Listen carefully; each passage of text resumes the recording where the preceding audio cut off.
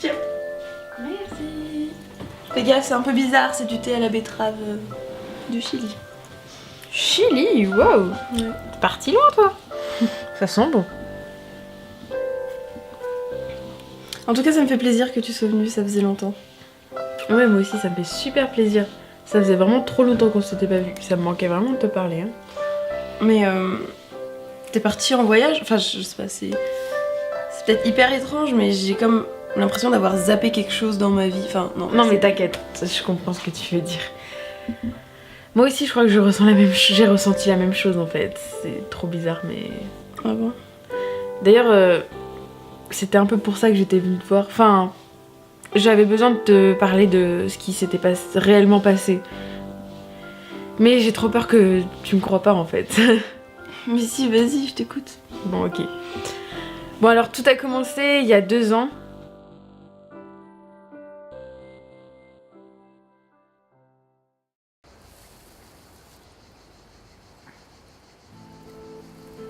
Je me suis réveillée un jour dans un champ en plein milieu de la nature.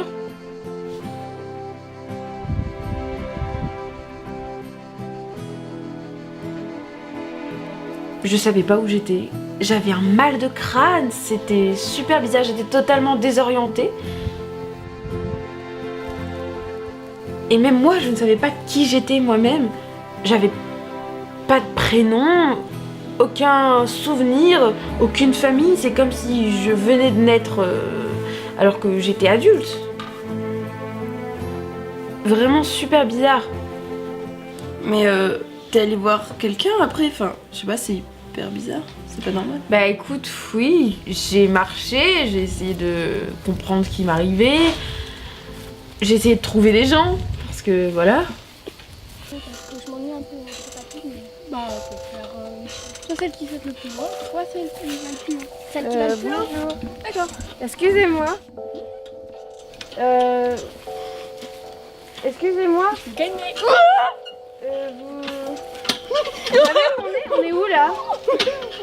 J'ai eu un petit trou, enfin rien de grave, mais juste je sais plus où on est. Mais par contre, d'aller, je vais peut-être un petit peu haut, non? Vous m'entendez pas? Non, je suis Hé Mais c'est un peu bizarre là, non? Non, ça va. C'est quoi qui Mais est comment bizarre? tu fais pour Je me balance, en fait, je suis Mais oui, mais moi j'ai peur. J'ai peur d'aller trop. T'imagines? Ah, excuse-moi. Excuse-moi. On est où ici? Parce qu'en fait j'ai eu un bug, je sais pas trop ce qui m'est arrivé, mais juste je sais pas. T'as grave raison, hein. Pourquoi j'ai raison? Non, mais le prof de philo, il est horrible. Le prof de philo? Non, mais t'as raison, c'est vraiment... Mais vous pouvez pas faire attention là. Allez. Ça va? On te dérange ouais. pas? Non, Ah. on est juste en train de téléphoner. Mais vous voyez? d'accord. Vous m'entendez? Sinon, tu fais quoi? Hein? Je suis là? Je suis là. Je toujours veux juste vous quotidien. parler. Ouais. Faites la tête. Et en fait, j'étais totalement invisible. Ça a continué comme ça. Au bout d'un moment, je me suis un peu habituée, tu vois, au fil des jours, au fil des semaines. C'est trop bizarre. Au bout d'un moment, je me suis dit, mais est-ce que je suis morte? J'avais jamais imaginé que la mort, ça pouvait ressembler à ça, quoi. Et ouais, du coup, toi, tu reprends quand l'école? Je sais pas. Oula, cette chaise. Finalement, au début, ça m'a dérangée, mais au bout d'un moment, je me suis habituée et j'ai trouvé ça plutôt même agréable, puisque j'avais plein de privilèges, plein de choses que je pouvais faire que les autres ne pouvaient pas, et je me suis même amusée avec ça. Enfin, c'était assez rigolo. Je me suis un peu attachée à la famille avec qui j'étais. C'était un peu un moyen de réconfort, vu que c'était les seules personnes que je pouvais voir, que j'essayais un peu de les connaître. Je les connaissais par cœur au bout d'un moment, même si elles m'avaient jamais vue. Et puis un jour,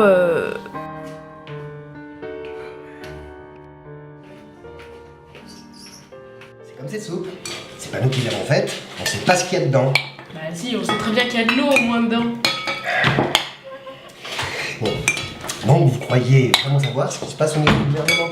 Bah, on vit dans un pays libre et démocratique. Hein. Tu crois vraiment qu'on va encore croire à tes sottises? Arrête tes bobards. N'empêche que si je vous dis ce que certaines personnes subissent, eh ben, vous n'auriez pas la même chose. Bah vas-y, raconte. Je vous ai essayé de vous l'expliquer. Il y a plein de gens qui sont effacés. Effacés. C'est pas possible, ça existe que dans les films, ça. Eh? C'est qui elle?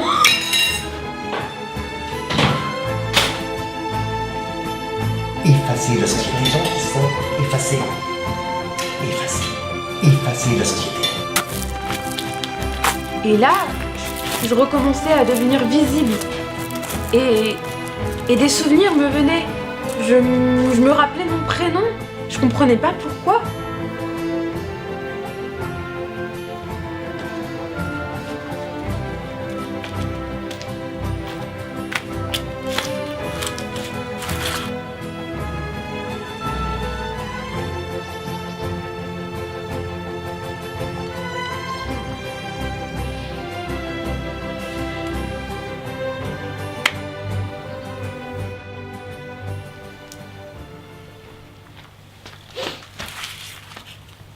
Bonjour. Bonjour. Vous étiez censé être invisible, n'est-ce pas? Comment on fait pour me voir? Je comprends pas là. Ben, vous êtes tout simplement plus invisible. Asseyez-vous. Je vous en prie, je vais essayer de vous expliquer. Ok. Alors voilà. À partir des années 2000, la surpopulation a été au cœur des préoccupations gouvernementales et on m'a nommé à la tête d'une équipe d'ingénieurs en neurogénétique pour chercher une solution qui soit moins violente qu'un génocide ou plus efficace qu'un planning familial à la chinoise de réduction des naissances. Et en 2037, on a mis au point un programme informatique révolutionnaire. On a réussi à connecter l'ADN de chaque individu de la planète à une base de données numérique et on a pu répertorier le code génétique en ayant accès à toutes leurs interactions neuronales. Et grâce à ça, et grâce à des ondes envoyées par satellite, et ben, non seulement on a été capable de détruire à distance l'ADN de chaque personne qui n'avait pas d'utilité pour la société, et de les faire disparaître littéralement en un clic. Mais en plus, d'effacer leur existence de la mémoire de ceux qui avaient été sélectionnés pour rester vivants. Alors ça a très bien marché, hein. Sauf que si les corps et les souvenirs ont disparu, ben leur substance immatérielle est restée. Leur âme en quelque sorte. Et on a vu certaines personnes réapparaître avec leurs souvenirs une fois qu'elles commençaient à comprendre ce qui leur arrive. Oh mais c'est horrible! Comment vous avez pu faire ça? J'étais jeune. Et puis, c'était une avancée scientifique majeure. Et puis je pensais que c'était un bon compromis pour éviter un vrai génocide. Sauf que bah, c'en est un quand même. Et peut-être même pire puisqu'on efface le souvenir du génocide de la tête des gens. Et qu'en plus, ben, on leur ôte le souvenir de leurs proches. Alors, ben, c'était peut-être trop tard. J'ai démissionné.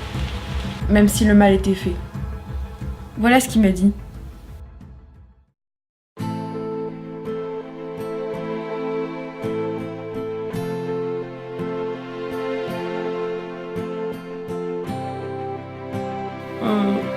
On parlait de quoi déjà? Attends, on parlait pas d'une personne? Non, on parlait pas d'une personne. Non, ah oui, c'est le thé. Le thé avec Il venait du Chili.